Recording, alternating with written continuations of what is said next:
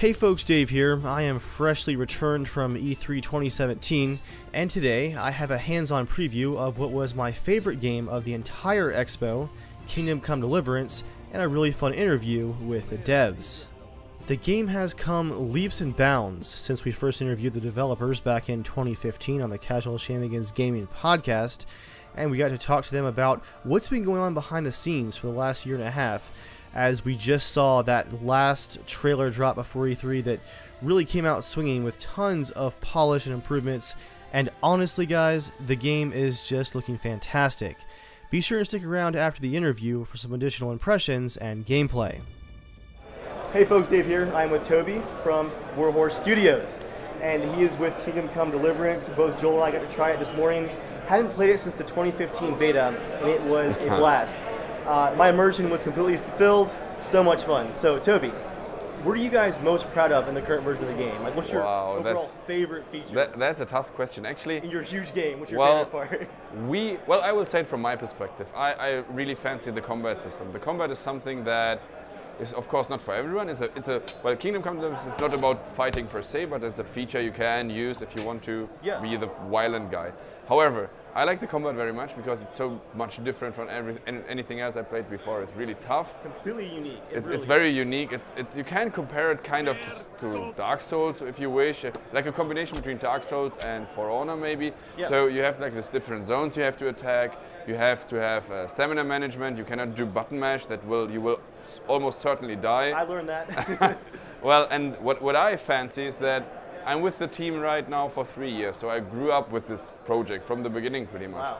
And still, even though I know this for a long time and I play this for you guys and with you guys, after every battle, after every win, if there are like 2 opponents in front of me or 1 or a skirmish or whatever, I still have this feeling of, yes, I did it. Like this reward moment. Like it's really not just a random guy you're fighting with. Yeah. I really feel like I achieved something with surviving or killing this dude, right? Yeah, absolutely. And that's what really intrigues me. The one-on-one fights especially felt personal, honestly. Like you're having to watch his arm movements and block in the right way, and especially in those one-on-one fights, it just felt like it really, really meant something, like you were saying. Yeah. As you guys are working your way towards release, what are some areas that you're going to be focusing on polishing the experience, like combat, dialogue, cinematics? Like, what are you guys really buckling down on? Well, everything. Everything. Actually, sure. in game development, I haven't been in other studios than ours, but of course all the departments are working on their stuff. So the cutscene guys, the cinematic departments are polishing all the cutscenes, creating trailers. We have the animation team who is still working on animations, of course, and there's lip sync and these kind of stuff. So pretty much everyone is working on everything they did so far. Full tilt. Well, you played the beta, so you know that we put everything inside the game we could back then, yes, without taking care of any optimization. So it was really clunky, kind of. It was like you had to have a hard, like a really nuclear rocket launcher to play the beta. Yes, indeed.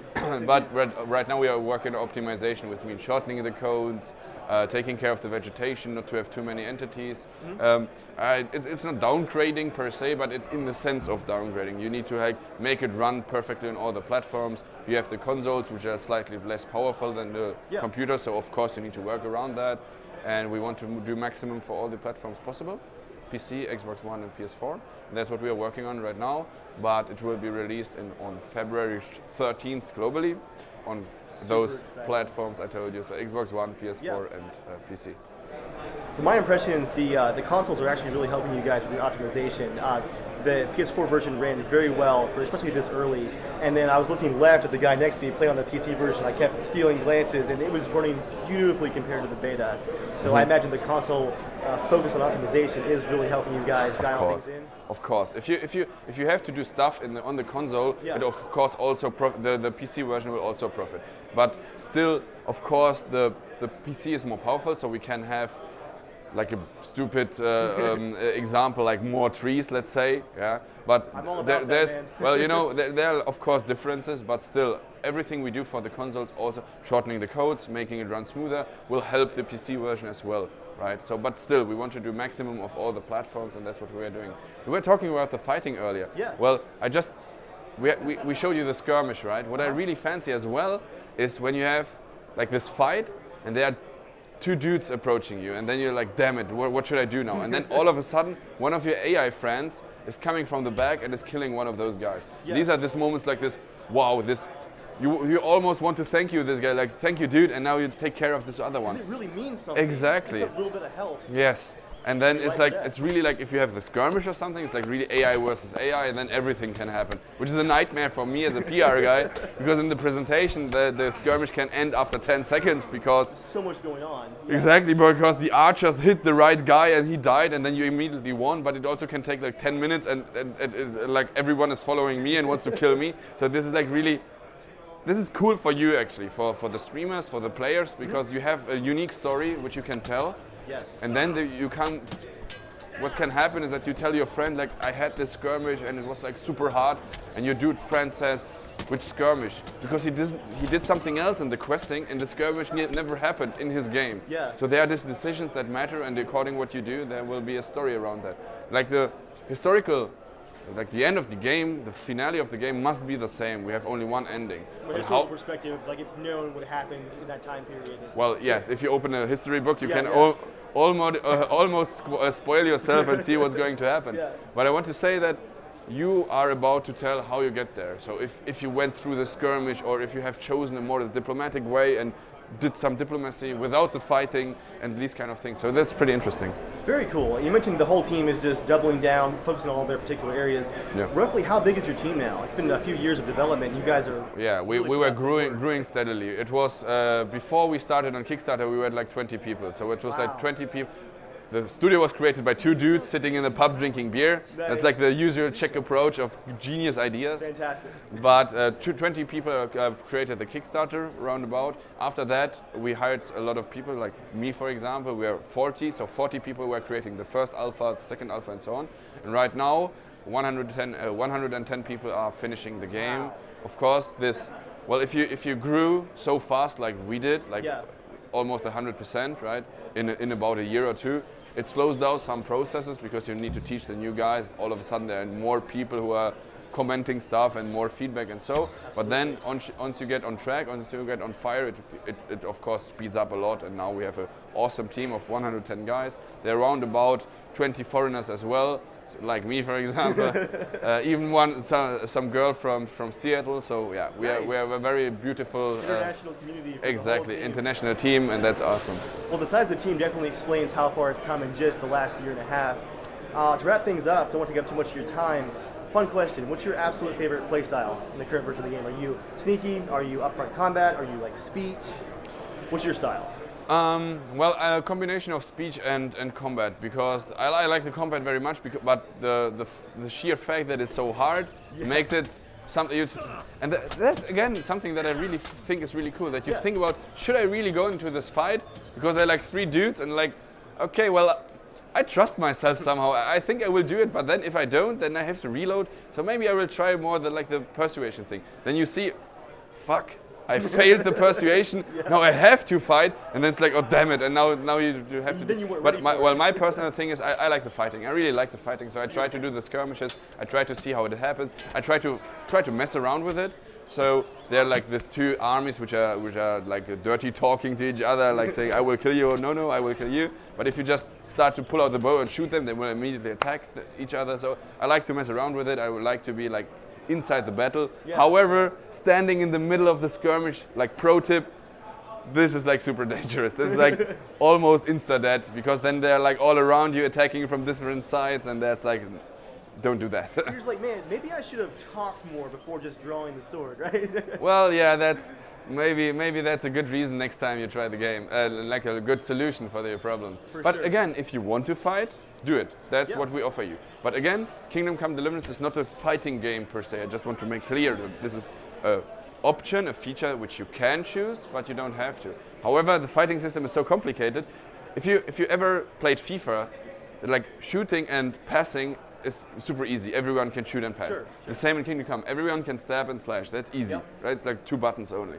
However, if you want to do the tricks in FIFA, or if you want to do the combos in Kingdom Come, it gets super tricky. Then you have to look like left, right, up, down, like Tekken. You have to do different combos. Absolutely. You have to change the stance. You need to stab and swing, and then you do combos like throw him on the ground, slashing him through the face, do the pommel strike, and this gives you a huge advantage in the combat because he will fall on the ground or do something.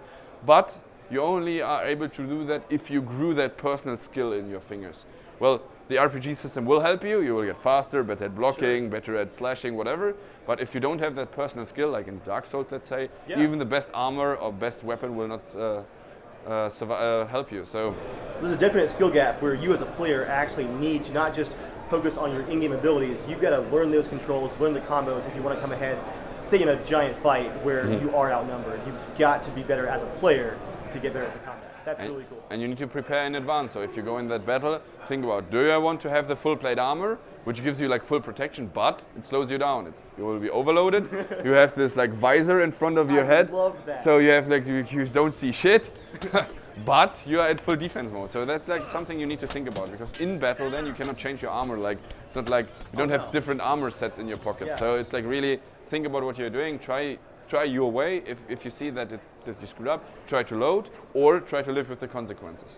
I'm looking at the light armor, medium armor, kind of looking around like, all right, heavy armor. I put it on. Like guys are going in for the fight. I'm like, oh, join them. Wait, I really can't see anything. Like, I feel safe, but also turns out guy got me from the side because I couldn't even see him coming. I was like, you really got to think about it ahead of time. Exactly. Cool. So what's your launch date again? It was February 13th globally. So one day before Valentine's Day. So make your girlfriends and wives buy you Kingdom Come Deliverance. It's like a super romantic gift. That's the thing. Come on, honey. Medieval. Let's Beautiful. slay some bandits. Beautiful. Thank you, Toby, for your time. Thank you Super for having excited. me. Thanks, guys. See you. And there you have it, guys. Straight from the horse's mouth, or straight from the warhorse's mouth, I suppose, if you'll excuse the horrible pun. Guys, please bear with my voice as I do this commentary because all of the smog in LA kind of got to me, and I'm pretty congested. At E3, both Joel and I got to do about a 15-minute demo with the game, both of us on PS4 because everyone else was diving right for the PCs first, and so we got second helpings, if you will. But to my surprise, the PS4 version actually ran quite well. The only issues that I noticed were a little bit of frame rate chug, some streaming issues, and an occasional hiccup in the audio as the game tried to keep up with what you were doing. But for a game running on PS4 that is still, 9 or 10 months out from launch, that is not surprising at all. The fact that this game that last I played was running barely at all on PC is now running on PS4 is amazing enough for me. I think what really stuck with me with our time with the game and with the presentation there at E3 was how far the developers at Warhorse have really raised the bar. This was already a very ambitious game, but as you heard, their team size has increased, and it's really showing in the game. The world feels very alive. The voice acting and the overall polish of the characters has come a very long way. You no longer have the stony-faced robots that were present in the previous beta, and as you might expect in a story-based game, they're putting a lot of attention onto the voice acting and to the characters' facial animations. Some of them are still a bit stiff, but if you compare it to that 2015 beta, it almost feels like a different game. The explanation that we got from the devs about how many different branching paths are going to lead you to that ending, and how much freedom there's going to be in this living world to do your classic RPG elements. You can fight, you can ride, and you can just explore.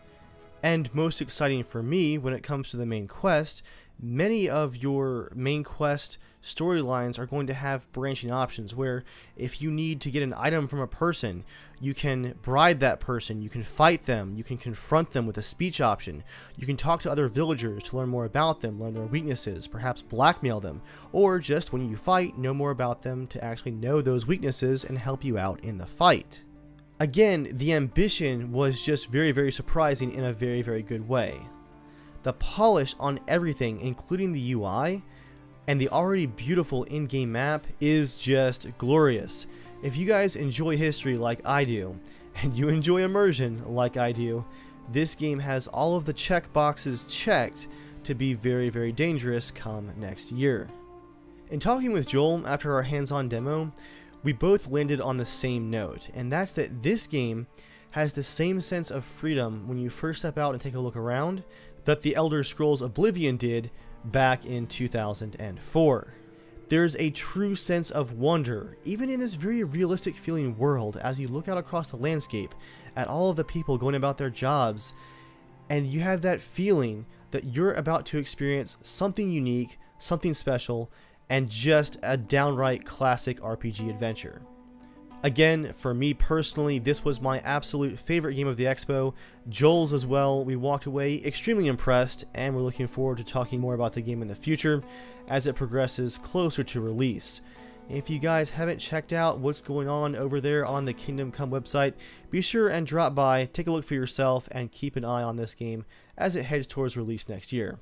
I know that we're going to be watching it very carefully. For now though guys, here's a bit more of the gameplay. Thanks for watching, and I'll see you all next time. Today? You? Never. God be with you. What can I do for you? The Lord watch over you.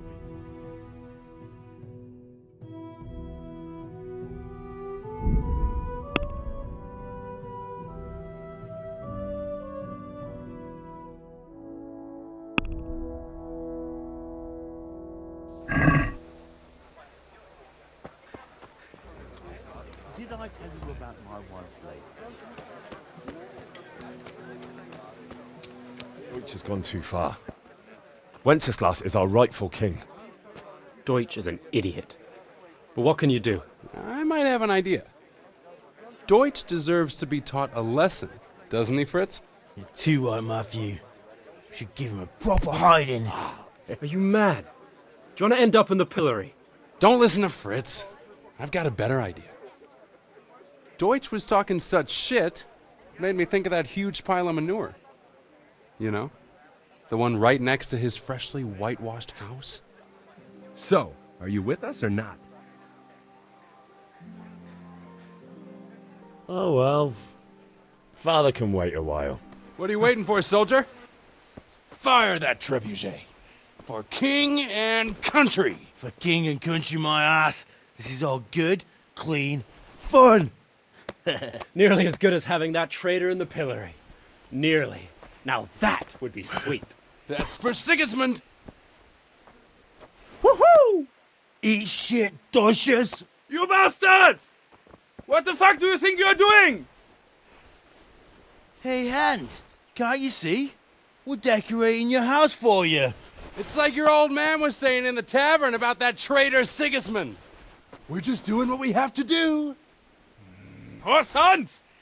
I'll make those smiles off your faces! Oh, I'd like to see you try. What are you doing here, Zbyszek? Hanging out with this poxy Deutscher? Maybe you'd like to try out the latest German fashion.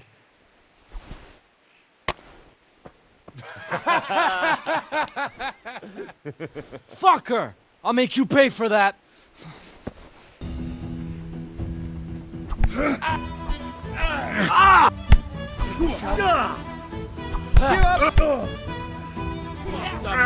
Lost your ball.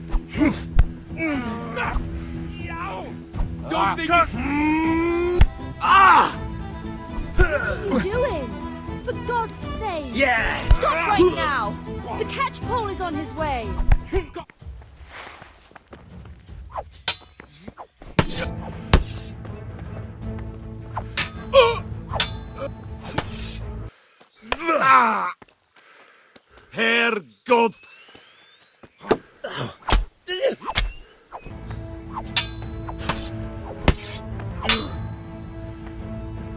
Well landed.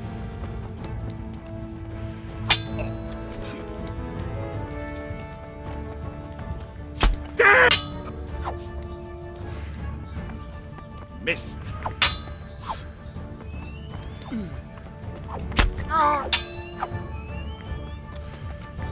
Jebbat!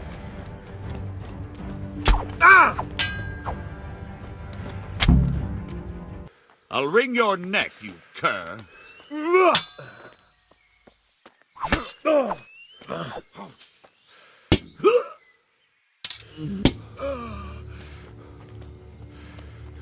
Kurwa! Baga! Ah!